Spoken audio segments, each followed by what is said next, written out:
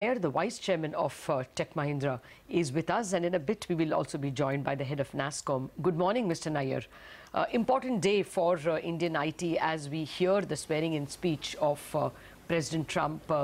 How high are your trepidations?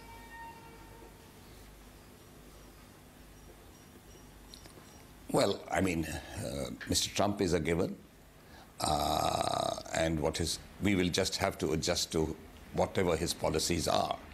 The only issue is that there is really no clarity on what he says and what he implies. And I think if we are confused, we are not the only one. Whatever little I have seen, I mean, that confusion prevails even in a greater measure in the United States.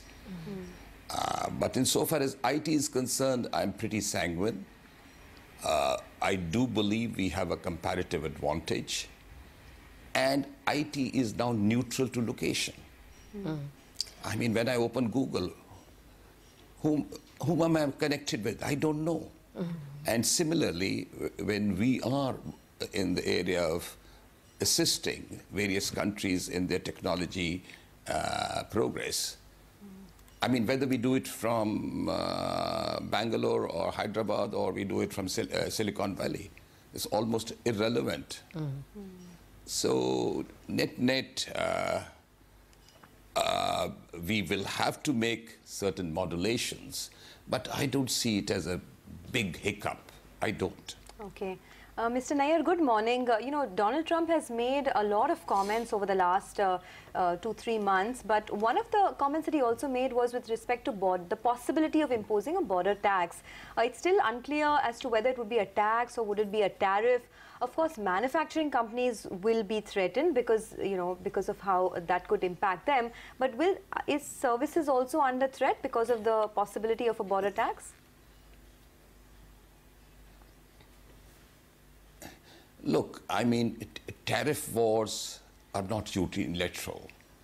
America has always been a trading nation. I would be very surprised that A, the tariff falls he creates are going to restrict trade. 2, how is he going to restrict technology? And how is he going to control the airwaves? He can't. So I think the bark is more audible than what the bite will be. Mr. Nayyar, good morning. You know what? But the issue here is that this could not have come at a worst possible time for IT. IT itself was not doing too well, even when the presidential election was not even a topic of discussion. What's the overall sense about the business? And do you think the Indian IT has been able to or has the capability to innovate and get over this hump? Because we have seen clearly over the last few quarters, growth rates have come down. Yeah, I do agree with you that the concern at what is happening in the IT world itself, as we move towards automation, as we move towards analytics, as we move into multiple other things, and which will, in artificial intelligence, which will reduce the application of manpower. So that is a much bigger challenge for IT than Mr. Trump. And I think insofar as our preparedness is concerned, I think we are not worried. Yes, we will need to change. Yes, IT scene in terms of the intensity of manpower may not be there as it was earlier, but that we will ultimately survive and flourish, I have just no doubt about it.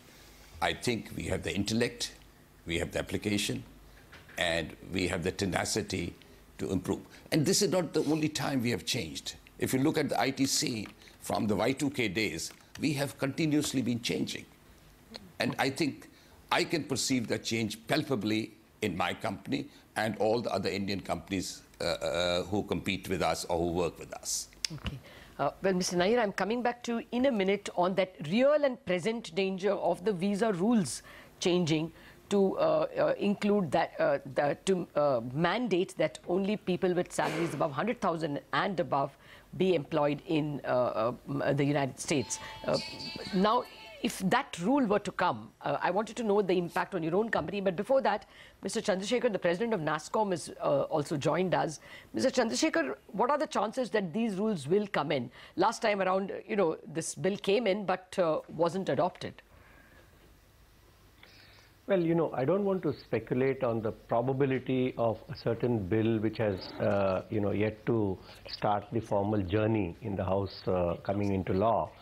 But I think this is certainly not going to be, from what we see, the last of the bills that are going to be introduced. There could be and probably will be many more.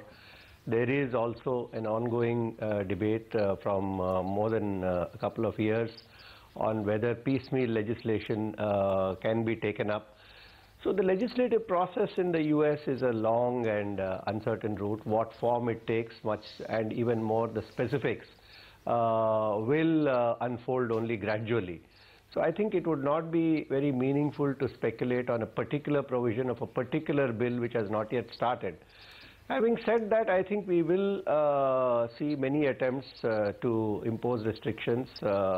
These are certainly matters of some concern because, not only the campaign rhetoric, but some of the key appointments being made and the positions that they have, some of the statements emanating from very key people, key designates. All of these certainly are matters of serious concern. At the same time, I think that there are many reasons to actually feel that the new setup, I think, would be looking at India quite favorably. Okay. There have been enough statements made by Donald Trump. There have been, clear indications that they view India as a friend, that they would like to enhance the relationship with India. So net-net, I think, while we certainly should be prepared for the worst, there is plenty of reason to hope for the best also as we go along. And we'll have to just wait and watch and see what these, will all pan out into. But I was hearing Mr. Nayyar earlier, and I think the comments that he made were very apt, that, there are bigger shifts which are happening, which are far more important in terms of impact on the industry than some of these policy pronouncements. And those bigger shifts, I think, are things which we are well prepared for. Our competitive advantage remains what it is, and the prognosis for growth of the industry globally and investment in technology is, extremely positive. And therefore, we have good reasons to feel confident as we approach the future, notwithstanding these uncertainties. Okay. Mr. Nayyar, earlier you had told us when we spoke to you last that only 4% of your workforce is actually on H1B visa. So it may not really impact you too much, but for the industry as a whole, when the minimum wage bill increases, would that have a cascading impact on overall compensation? Because I assume it would be very difficult for companies to manage a differential compensation, lower for the locals and higher for the H1B visa holders.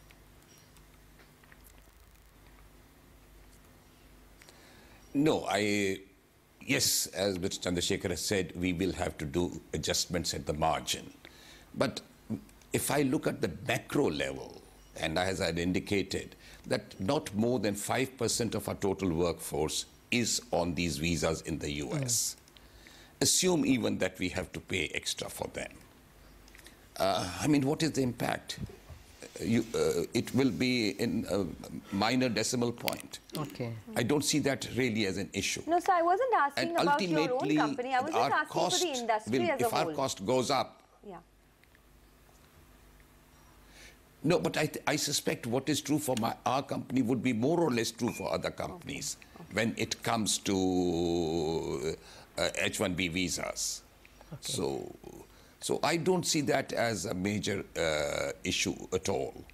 Okay. So the challenge is not Trump. And ultimately, we give a package. If 5% working there.